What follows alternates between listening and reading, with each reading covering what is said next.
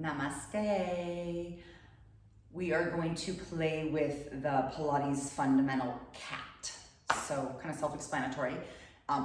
Quite a few different movements in the spine on our hands and knees. So a lot of us have a hard time just being on our hands and our knees. That's not fun. One thing I'd like you to look at and visit is this concept of rotating arms, which we did in the prone fundamental or the flight fundamental. It's called external rotation of the arms. So if you guys take your arms out to the side for a moment, and on an exhale, I just want you to spin your palms up. And this is happening from the shoulder joint. So on an inhale, spin your palms down.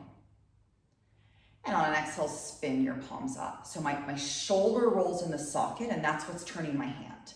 Inhale, my palms spin down. Just do a few more. Exhale, your palms spin up. And one more. Inhale, palms spin down. And exhale, palms spin up. So this movement, when we're on our hands and our knees, a lot of us tend to hunch the shoulders forward, and we're doing the opposite of that movement I just showed you.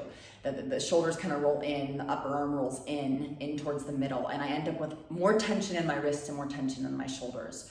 So the ability to pull my shoulders down onto my back, not only, but also externally rotate that upper arm. So instead of letting my shoulders roll in, my hands are planted and I'm trying to roll my shoulders into external rotation. And when I say shoulder, I mean this bone, your humerus bone in the socket. And that's gonna help you a lot with tension in the wrists. I'll give you other modifications. So we will come to hands and knees. Some of us might need padding for the knees, so you can always put like a folded blanket or towel underneath the knees if you need that for extra padding. And we'll spread the fingers and the hands go right underneath my shoulders, my shoulder joints. If this is miserable and does not work, a few options. You guys can make fists. I mean on the wrist, if it doesn't work on your wrist. Another thing you can do, if you really can't wait here in the arms, you can still get these same actions, is to stack yoga blocks and put your forearms on the yoga blocks, so now you're not on your hands anymore. If we can be flat-handed, we will. Again, my shoulders pull down my back, and I want to feel that spinning of the arm bones here. So the first movement is extension and flexion. So extension is what we did on our tummy in flight. On an inhale, we're gonna open the chest and pull the chest forward. So this is happening from my upper back, not my neck. And exhale, I'm gonna go into lumbar flexion. So that's my lower back. I wanna lift my middle and round my lower back the best I can. Inhale, I pull my chest forward. So this is happening from my upper middle back, not so much my neck. You guys try to keep looking at the floor. Exhale, lift the middle and round the lumbar spine. So you're trying to really lift the waistline. Again, not hunching the shoulders into the ears. Keep the shoulders out of the ears.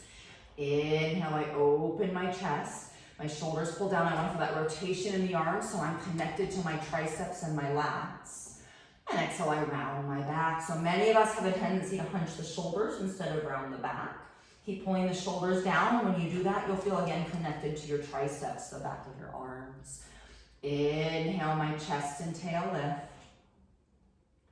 And exhale, I round my back. I'm trying to round from my rib cage to my pubic bone, or my tailbone to my bra line, keeping my shoulders out of my ears. Inhale to move, chest pulls forward, neck stays long. And exhale, round your spine. Two more. Inhale to move. And exhale, round. Keep the shoulders pulling down your back, so I'm connected to my triceps. And then one more, breathing in. And breathing out.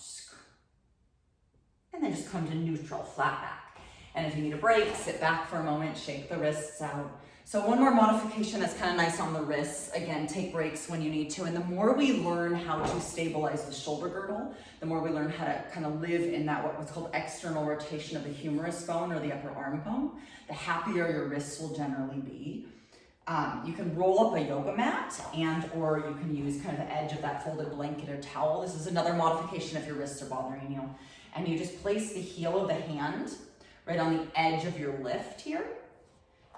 So now my fingers are on the floor, but the heel of my hand is supported, so I have less of a bend in my wrist. Again, only do this if it's necessary. Try to be flat-handed. It's so good for us to stretch the wrists if you can. We're gonna do a few more here on the hands and knees. Use your padding wherever you need it.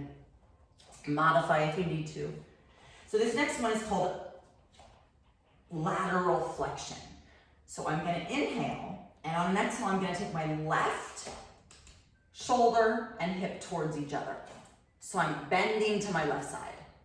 Inhale, come back to center. It's kind of like a dog wagging its tail. Exhale, I'm gonna take my right shoulder and my right hip towards each other. So I'm side bending to the right. I'm shortening my right waist. Inhale, come to the center. Exhale, left armpit and hip towards each other. So I'm getting short on that side. Again, inhale, center. Exhale, I'm side bending to one side. I'm shortening one side. Inhale, center. Exhale, side bend to the other side, flexing, lateral flexion. Inhale, center. One more each side. Exhale, side bend. Inhale, center. Keep those shoulders pulling out of your ears. And exhale, side bend. And then inhale, center.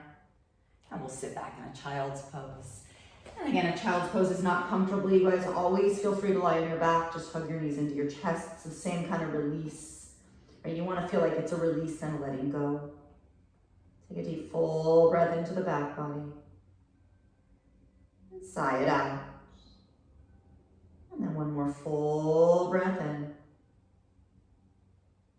Feel the sense of releasing tension on your exhales. So you guys be patient. Hands and knees, it becomes more challenging because no part of our body is touching the floor anymore, right? So when we're on our belly, we're on our back, we have this feedback and proprioception of where we are in space,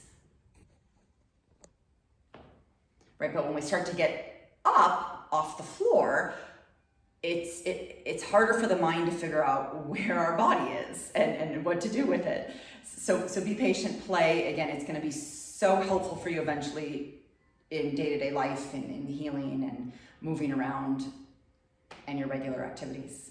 Again, if you need to use the modifications, use the modifications, and I will see you soon.